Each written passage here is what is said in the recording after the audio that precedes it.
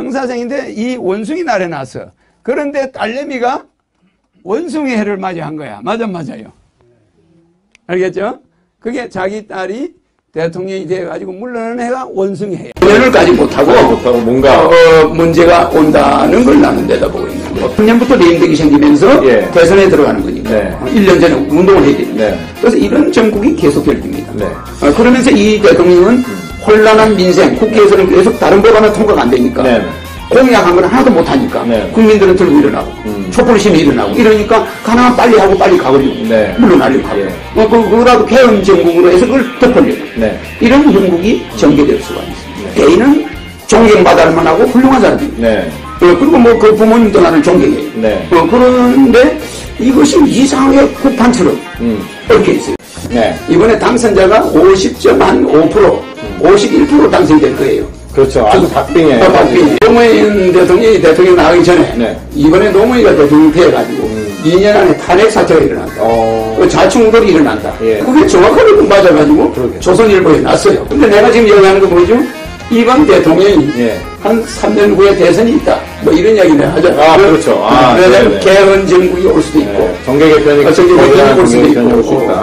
이 트럼프가 만약에 미국 대통령이 되면은 네. 미국 경제는 활성화됩니다. 아, 그래요? 그러나 만약에 클린턴이 대통령이 되면은 미국 경제는 방위 산업체들 먹이 살리는 경제로 전 세계 분쟁을 일으켜요. 네. 그래서 남북 전쟁이 일어날 가능성도 있다고 봐야죠. 클린턴이 네. 되면은. 왜 그러냐면 클린턴은 보수 세력들이 무기 방위 산업체들이 밀어주는 사람이에요. 네. 저 사람은 자수성가한 사람이에요. 저 사람은 뭔가 생동감이 있고 국민에게 희망을 제시하고 뭔가 말을 뻥뻥 하는 것 같지만 계속 아주 머리가 좋은 사람인데 저분은 미국의 아이콘이고 희망이에요. 네. 이 사람도 부동산 투기가 돈 벌어서 안 벌었어요.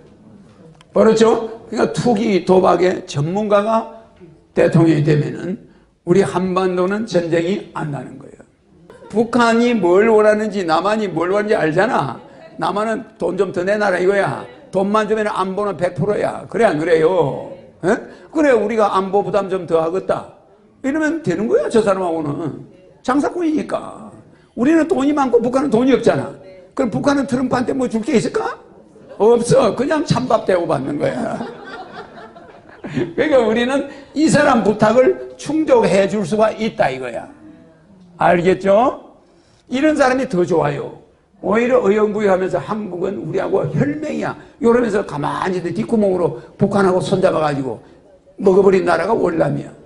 그러니까 우리나라도 북한하고 미국이 힐러리 같으면 속닥 할 수 있어 없어요? 굉장히 무서워요. 힐러리가 대통령 되면은 한반도 전쟁이 가능하다 이 말이야. 위험하다 이 말이야. 미국과 북한이 썸씽이 생길 가능성이 있는 거예요. 미국의 대통령 선거가 지금 진행되고 있어요. 맞죠? 미국의 대통령을 한반도 핵전쟁을 막아줄 사람을 뽑아야 되겠어? 할 사람 뽑아야 되겠어요? 막아줄 사람 뽑아야 되겠죠? 그거를 결정할 수 있는 사람은 허경영밖에 없다는 거 맞습니까? 안 맞습니까? 수도, 멀쩡한 수도를 우리가 충청도로 옮기고 있는데 거기에 들어가는 돈이 한 50조가 투입돼요. 건설업자들하고 연관된 일을 주로 많이 하려고 그래요. 수도 이전하는 예산 어디서 나오냐는 사람 없습니다. 청계천 만드는데 예산 어디서 나오냐는 사람 없습니다. 이게 우리 국민들이 큰 문제입니다. 지난 총선에서 국회의원 후보들이 내놓은 공약들입니다. 이 공약들의 공통점이 있는데요. 도시에 뭔가를 건립하고 조성하고 지원하는 한마디로 대규모 건설 개발을 하겠다는 겁니다. 예.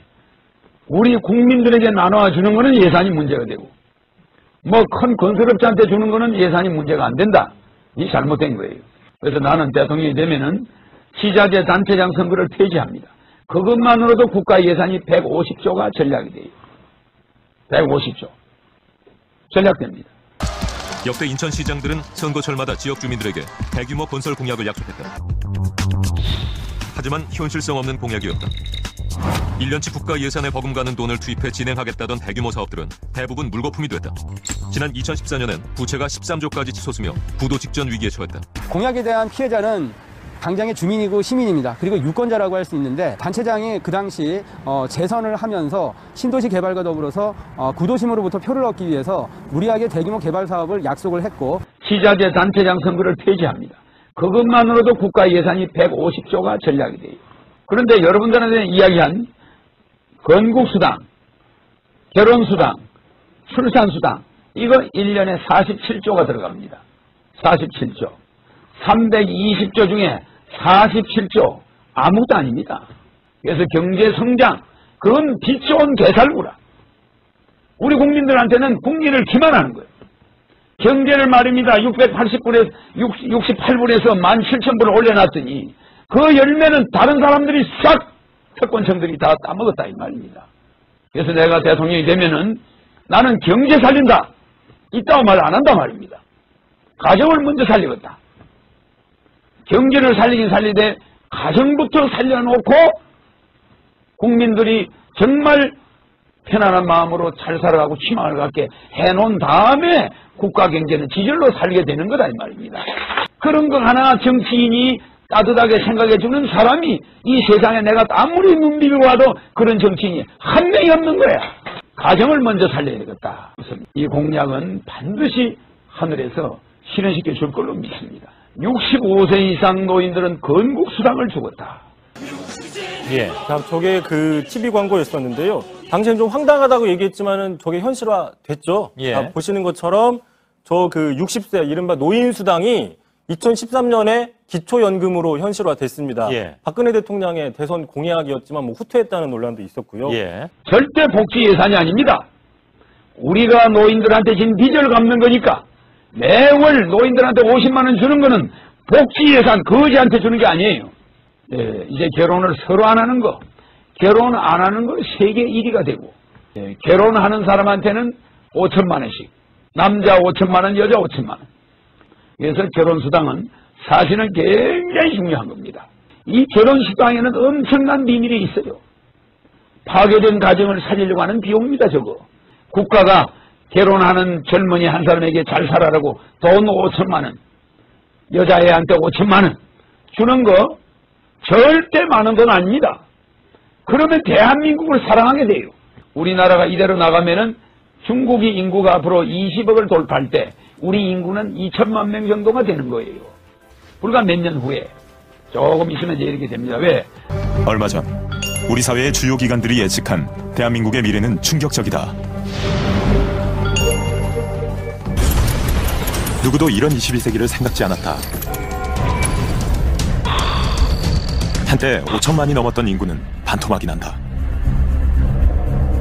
2705년 대한민국은 지구상에서 가장 먼저 소멸하는 나라가 된다.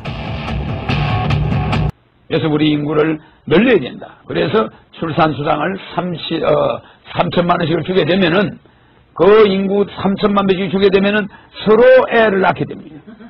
출산 장려금 정책이 전국으로 퍼지고 있습니다. 전북 순창구는 장려금 인상을 위한 개정안을 내놓았고 경북 의성구는 넷째 아이에겐 최고 수준 금액인 1,850만 원까지 지원하기로 했습니다. 차라리 개별 가구당 한 명씩 놓을 때마다 1,000만 원씩 준다면 그것이 지금 정부가 하는 다양한 형태의 출산 지원책보다 훨씬 출산을 갖다가 높일 수 있는 부분이 있지요. 이혼 기록은 호적에서 제외시킵니다. 앞으로 전부 제외하고 앞으로도 지난 옛날에 있던 이혼 전과 기록도 다 폐지됩니다. 앞으로 이혼 경력이나 입양 기록 등 민감한 개인정보를 노출하지 않고도 신분관계를 증명할 수 있을 전망입니다. 예, 입사 후 5년간 매월 국가에서 100만 원을 주겠다는 거죠. 중소기업에서 나오는 월급하고는 아무 관련이 없습니다. 중소기업에서 청년 인턴을 채용할 경우 정부가 임금의 절반을 지원해주고 인턴을 정규직으로 전환하면 추가로 6개월간 임금의 절반을 지원하는 중소기업 청년 인턴 제도. 이를 활용한 청년 취업이 꾸준히 늘고 있습니다. 개혁보수신당이 선거 연령을 만 18세로 낮추는 방안을 당론으로 추진하며 고3 투표가 현실화될 것으로 보입니다.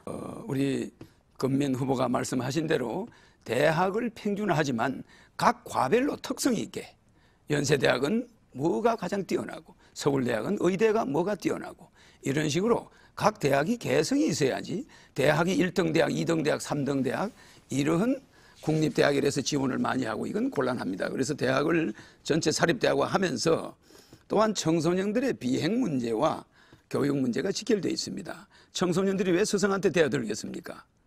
15세 때부터 투표권을 주어야 합니다. 청소년들은 중학교 1학년 때부터 옛날에는 15살이면 결혼을 시켰습니다. 청소년들을 너무 어린애 취급을 해서는 안 됩니다. 15세면은 충분히 대통령 후보를 알아볼 수도 있고 투표도 할 수 있어야 합니다. 네. 야3당과 신당은 이르면 이번 1월 임시국회에서 이번 대선부터 선거 연령을 하향 조정하는 내용의 공직선거법 처리를 추진할 것으로 알려졌습니다. 다만 신당은 적용 시기를 놓고는 이견이 있어 추후 토론을 통해 확정하기로 했습니다.